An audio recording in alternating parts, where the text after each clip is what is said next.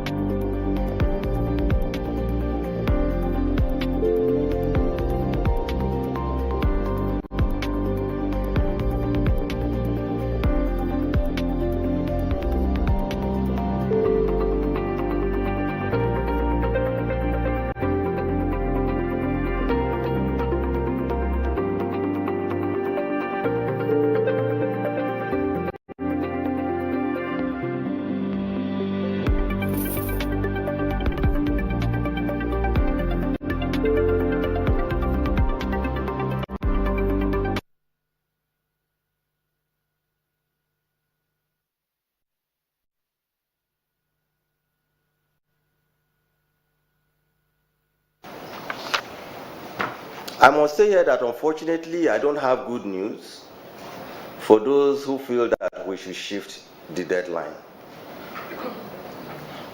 My apologies.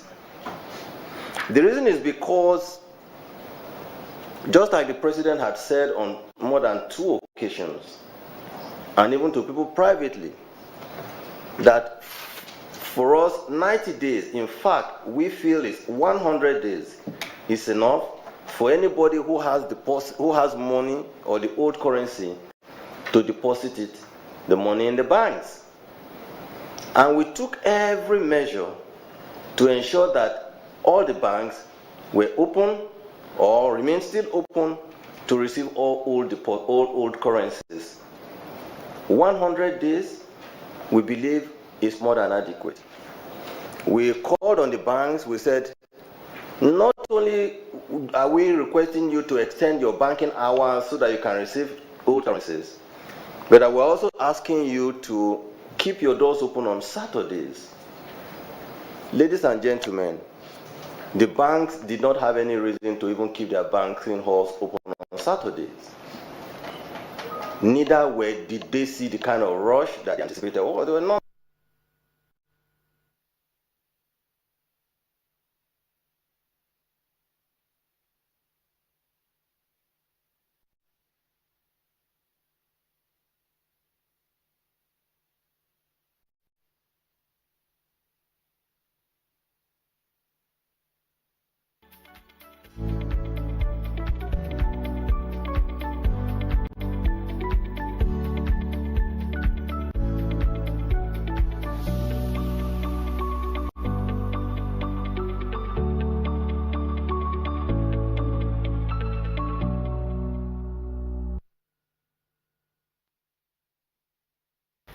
All right, welcome back to the program. Dr. Hassan Mahmood is joining me right now. He's the Director of Monetary Policy Department at the Central Bank of Nigeria, and we're looking at the MPC's January decisions. Dr. Mahmood, welcome to the program. A happy new year that we saw on Tuesday, but officially, Happy New Year. Thank you very much. Happy New Year. Let's get started because some analysts are very furious with the Central Bank of Nigeria. Let me start there, yeah, because I've read a few articles, you know. In fact, some professors have written on it and even sent to me on WhatsApp. Yeah. You know, their thoughts and all of that. They are not happy that the M2.5%, their reason, or their reasons, one of which is to stifle credit. So I think I should start from asking, why did the MPC raise rates at this time? Bearing in mind that we saw an ease of inflation headline bar, then you could talk about the other part later. Yeah, thank you very much, and Happy New Year to you and your entire team at the AIT. There were, you know, a long debate and justification of the policy choices of the MPC members around the facts that are underlining the development we see in the economy. But the central focus was, or the central point was, the fact that what was the purpose of the initial, you know, drive to tightening? And the argument was that it was to rein in inflation, tame inflation, moderate inflation, expansion over the period because of the inimical effects of inflation on the real sector, the external sector, and other prices, exchange rate, interest rate, and stuff. So at the month-on-month inflation number for December, we saw a 13 basis point decline. Very good news. But if you look at the breakdown of those the information, the CPI, you see that the core component actually rose. The driver of the marginal decline you saw was coming in from a decline in food inflation. That's good in the sense that we've put so much into, you know, driving food supply and all that, and as well as also, you know, pushing manufacturing output growth.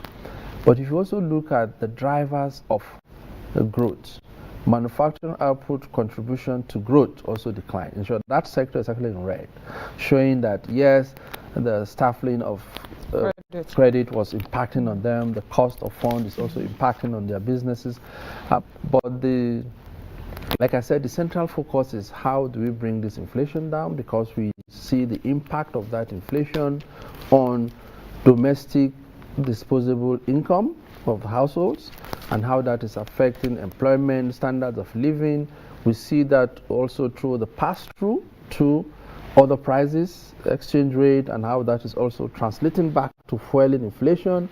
We had the argument in the beginning that there was a pent-up demand. There was a lot of money within the system, the supply was not meeting up to that level of demand, and those pent-up demand was pushing prices up, which was kind of demand pull inflation, and there was a need to tame that. That was also a global phenomenon. Every country in the world had that post-COVID because of the injections that came in through COVID. So we are trying to control that aggregate demand to make sure that the monetary phenomenon of inflation, which the monetary policy tools are most effective to address, are tamed, so that the supply side, which other sectors of the economy, players, fiscals and the private sector and all that players, will be able to meet up with the level of demand that we can bring down, so that prices are stable or prices are coming down to a reasonable level.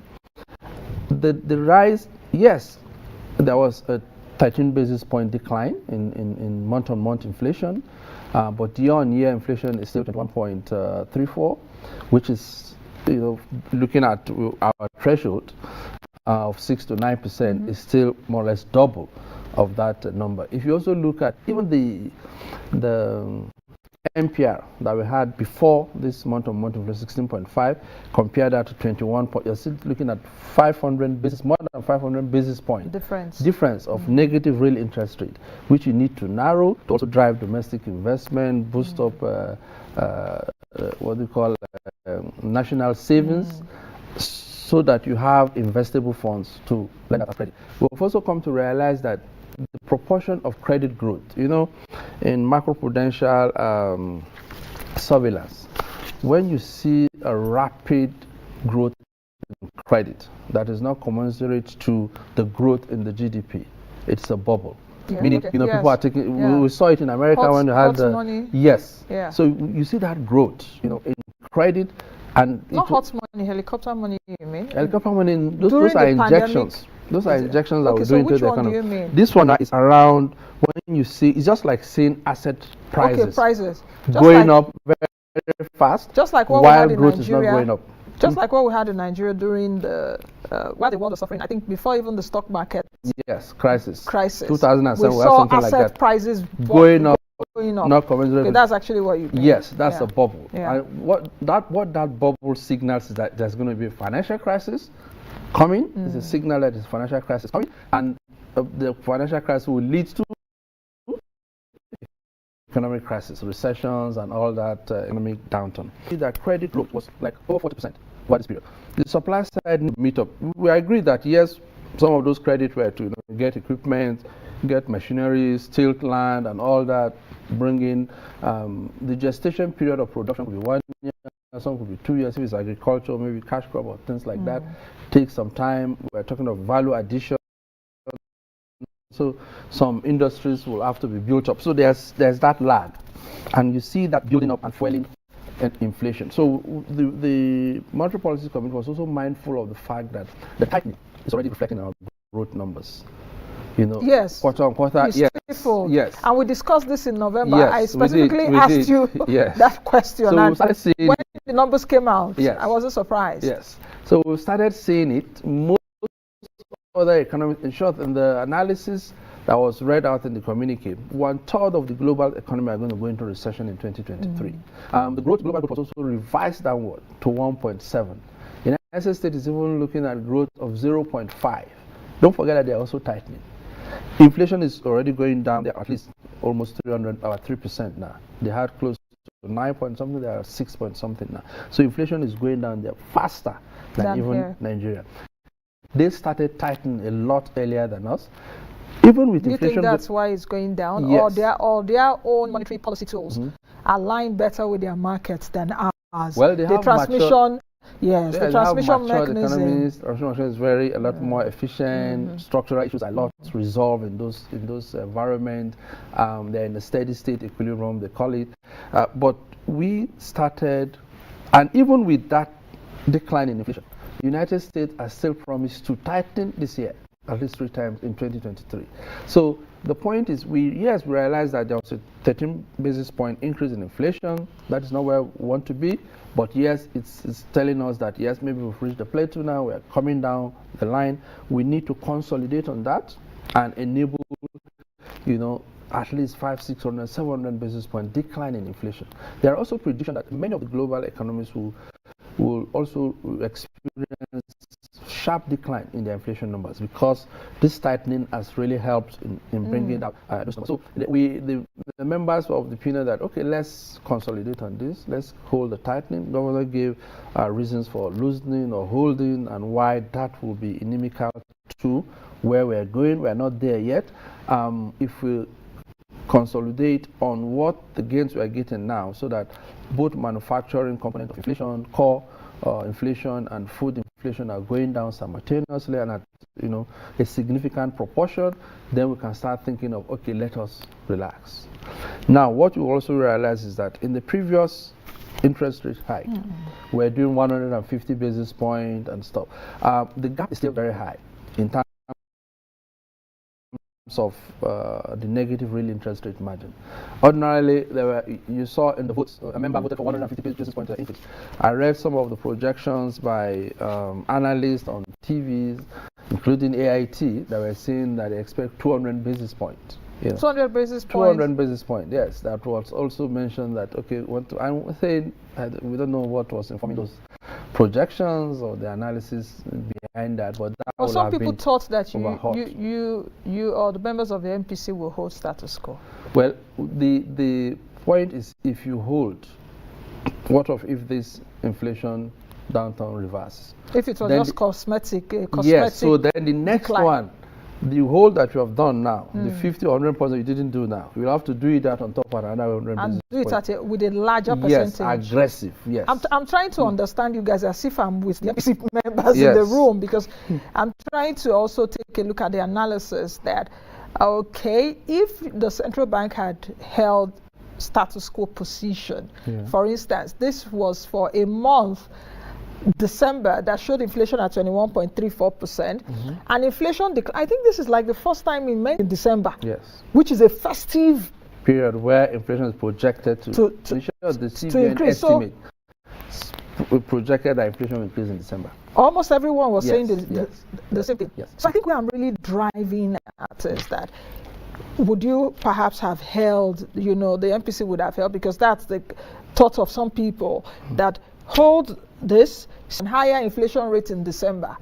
You can as well have held it. That perhaps the 16.5% decision you took in November will still be able to permeate the system. This is a January where demand is a bit not as strong as December. I hope you are getting my... I get it. Absolutely. Yeah. Those thoughts, it's like an MPC member. Those thoughts also came up in the MPC. Okay. And there were MPC members that strongly stood on that position. Yes, we are seeing the so hold fire. Pause. Let's see how this will go. But there are also those that say that if you see this, there are a lot of uncertainties around development in our domestic economy, because external influences play a big role. COVID came, was not a domestic issue. Russia-Ukraine war came, was not a domestic issue. The tightening that was occurring in the United States was not a domestic issue. So we see those external influences playing a big role within our domestic economy.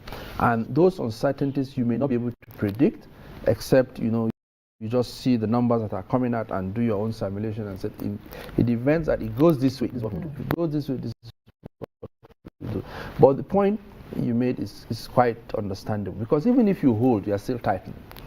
Because you're already... Because the interest rate is high. Yes, it's high. So you're still in a tightening mood. But you also know that central bank also give forward guidance in our monetary policy. Forward guidance in the sense that we want the investors, the public, to also be able to predict where the directions will be, so that you can also take investment position. We want to guide that investment position of investors. Now, inflation numbers also look at what we call inflation expectation index. What are people thinking inflation will be? Behavioral estimation of inflation, apart from the CPIs that you use, it plays a very big role. Inflation is kind of a survey, yes, a kind of a survey of investors, households, businesses, individuals, to see corporates, to see from what you are seeing around, where do you expect inflation to be? That thinking of that individual or firm or business or corporate will inform the decision it takes now, or she takes now, or the institution takes now. Okay, I'm planning to go up further. I'm going to build this because this is how much I borrowed my loan. This is the interest I'm going to pay back. This is the price I'm going to sell my goods. If you discount this expected high inflation from it, this will be my return. If that return is below the break-even point, I will have to increase my prices now in anticipation that this coming increase in inflation will erode part of these gains. So it's built into, so we also guide that expectation. So and that gives central bank credibility. That's what we call central bank credibility. So that will give the central bank to, while also signaling using MPR, the monetary policy rate, it will also give a forward guidance. This is where we go. You remember in the last MPC, it was also mentioned, I think you also asked me the question, what will be the next thing if inflation does not go down? What will you do? And we said, well, yes, I remember. And yes, I said, would you tighten we again? would tighten, yeah. And I said, if the fundamentals show that inflation is not going down, then that means the tool we're using has not reached its tail point. So long as we believe in that tool, we'll continue to tighten. And that is tightened like 5-6 times last year. We did only 550 basis points. Some countries, Ghana even did 1,250 basis points. Tightening in 1 year. So many central banks did more than 5 times. Okay, that brings me now to the question. I'm having 2 questions flash before me as a result of what you're saying, but I just hope the question I want to ask you now is that, you know, central bankers move like teenagers, so to speak, in packs. You understand, you know, during that age. Yes. So we've seen central bankers now across the world. They are moving like teenagers, with just your explanation now. So is it also as a result that other central banks in Africa, Kenya, South Africa, Ghana is suffering an inflation of 54% or thereabout? So is it also because that central bankers are moving in packs like teenagers? The CBN's MPC, has given that forward guidance that there would be hikes, even though inflation is coming down. I think it's at 6.5% now, so in the United States. Yes. So respond to that. Like I said, the economy of Nigeria is influenced by a lot of global developments. There's integration, and this integration is even stronger in the financial side, you know, the international financial market, the banking system, relating to the exchange rate and other, you know, investments that you see in terms of portfolio, capital flow, capital inflows, outflow, and inflows. Now, for as long as other countries that you trade with are tightening, for example, the United States, when the United States was tightening, there was a lot of capital outflow from emerging market economies, because return on investment in the United States is a lot higher. And don't forget that the risk premium there is also a lot lower. We could have higher return, but if you discount it with the risk premium, you know, change of policy or any shock from your domestic economy, your fiscal borrowing or vulnerability in those sectors, the probability of paying back those investments, if you build it in, even if you have higher interest rate, you know, they will still prefer to go to more stable economies that your prediction is more or less like 100% certain to move to that economy. So we saw from emerging, even though we don't have much of that in Nigeria, because a lot of those capital went out during the COVID period. So post-COVID, there was no much that would go out except those that really want to stay. So we saw that carry trade. We saw all of the economies also tightening to keep what they have and even attract the ones that are lost out from other economies. So that school behavior, that teenage, you know, syndrome that you see everybody going the same time, is to protect your own economic space, to be more competitive, even if you don't get inflows. You don't lose a substantial part of what, because there's also the negative real interest rate also playing out there.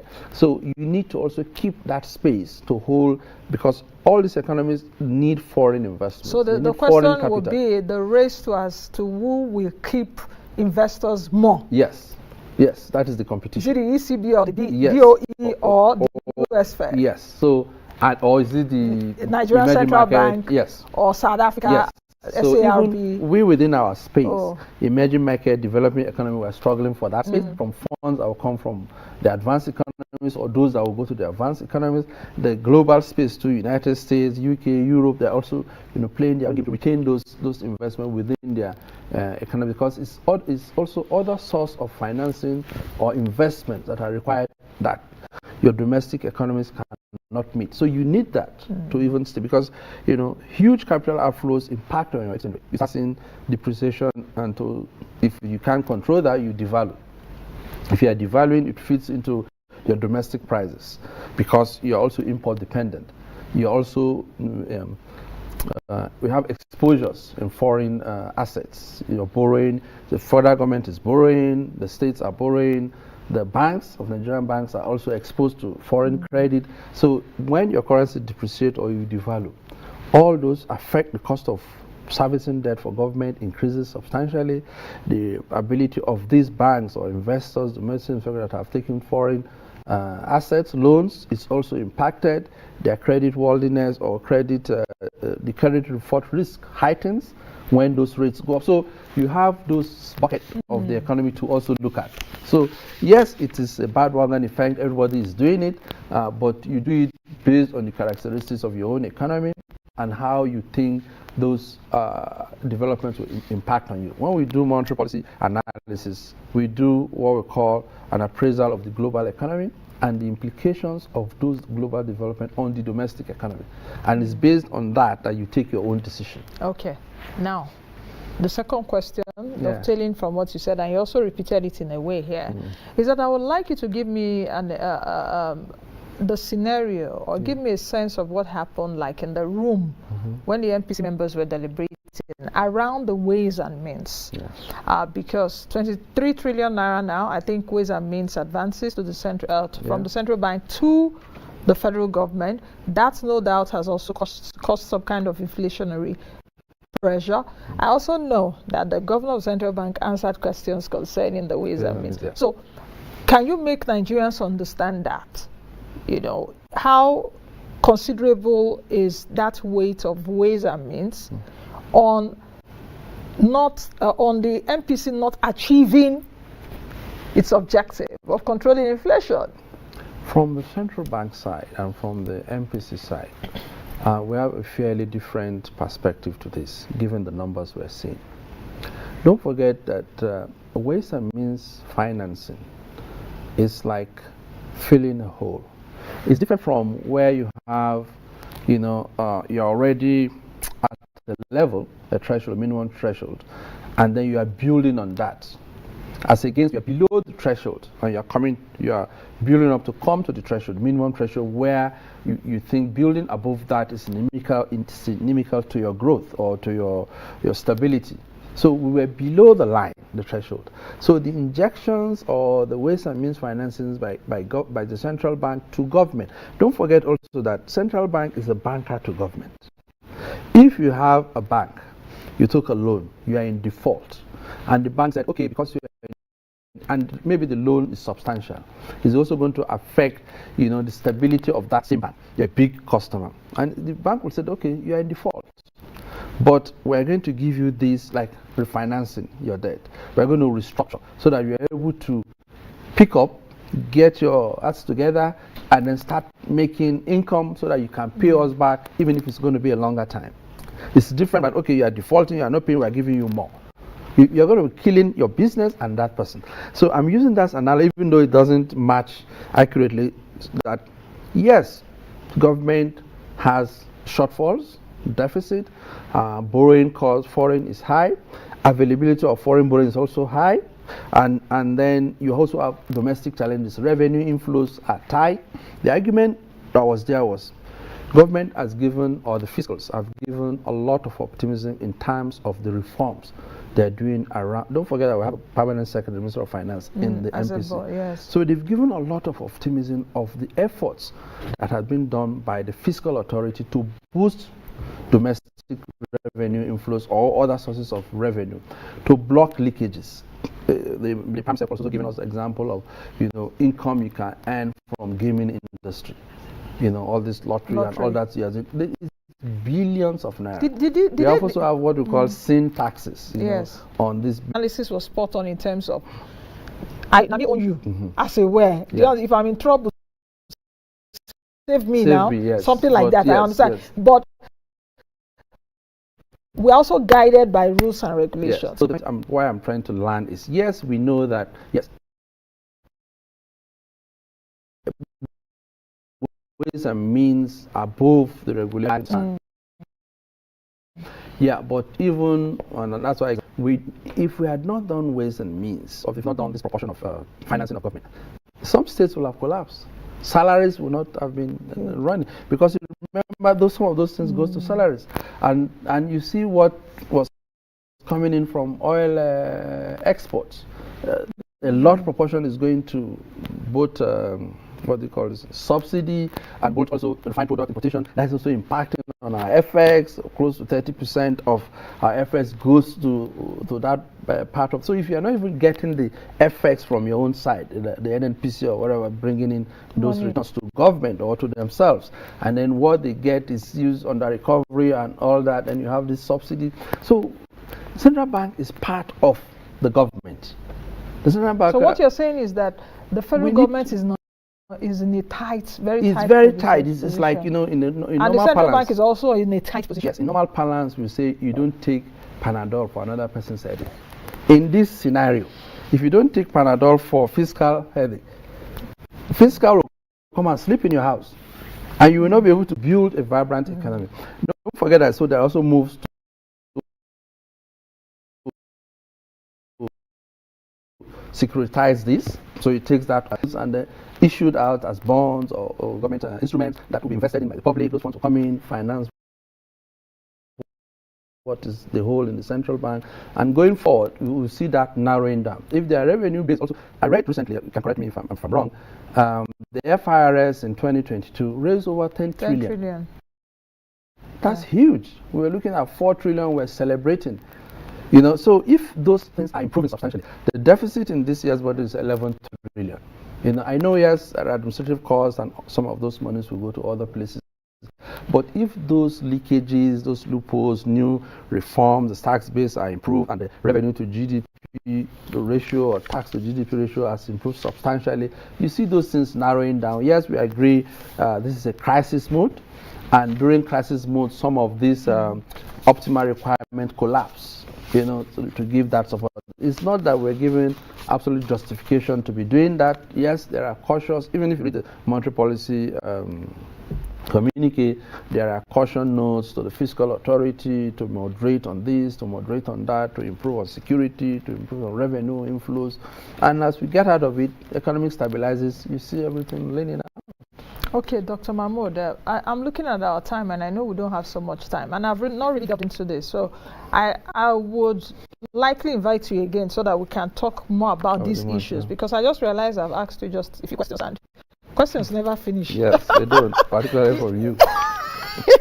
But just before we go, I want you, this last question will be, how do you explain to ordinary Nigerians what we have just said now? Do you understand? How do you explain to a woman in Balogun market now, selling, her wares? How do you explain to a spare parts seller that imports spare parts? How do you explain to a woman that sells boli,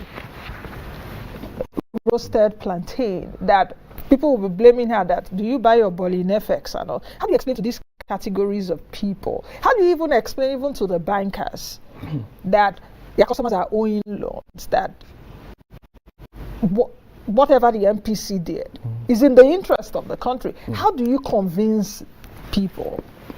The banker side is very easy, because at least they will increase their leads, and they can see the numbers. Interest rates will be high on loans that they've given out to businesses. The bankers actually understand it. In the sense that the businesses. Yes, because you see, in economics there are compromises. Give and take. Yes, the three musketeers, you cannot hold inflation, exchange rate, and interest rates simultaneously to say that you want to control those factors simultaneously. And so you look at which one is the most efficient pass-through to the others. If it is inflation, you say, okay, there's a huge pass-through from exchange rate to inflation, or from interest rate to inflation numbers. You look at which tools do you have, one, the effective parameters to hold, efficiently, allowing demand and supply to play, of course, and be able to influence the behavior of other prices. And the argument is that, yes, we know that there are rigidity in the pass-through of MPR. It's more or less a signaling tool. So if we do MPR adjustment, we also do, and that informs some of the interventions and solutions we do with banks, and some guidelines we give to banks, and other reforms we do around exchange rate. So the point is, if you know that you can use that tool to influence behavior of other tools, you'll be able to, direct the behavior of that tool to influence these other numbers. We have seen that the primary mandate of the central bank is price stability. The elephant in the house now is inflation. It's going up substantially. We know the reasons why they are going up. We're trimming those numbers. But this is an explanation for the bankers. For the public there, the Bolly woman and the yam seller, is the fact that this inflation is your greatest enemy. In the sense that the money you think we are gaining, even if you have 1,000 naira return on maybe the ball you are selling weekly, and inflation is going up, and next sales you did, you have 1,005 of the same ball you sold, but inflation has gone up by 100 basis points. This your 1,005. If you get that more value, then you'll be able to buy things, take your children to school, feed your family well, still be able to eat meat and other proteins in your meal. So that is the essence of that. But the economy is... The department at the Central Bank of Nigeria, and what he has been doing in the last 30 minutes or so is trying to make us understand why the MPC took those decisions. Was that exactly what we did? Or I was trying to... Okay, we did. Okay. Because I was just worried that we're a bit too technical. But but anyway, thank you guys for joining us today. I am Nancy Naji. Be the best you can be and be the change that you want to see. I'll see you all again next time. Bye now.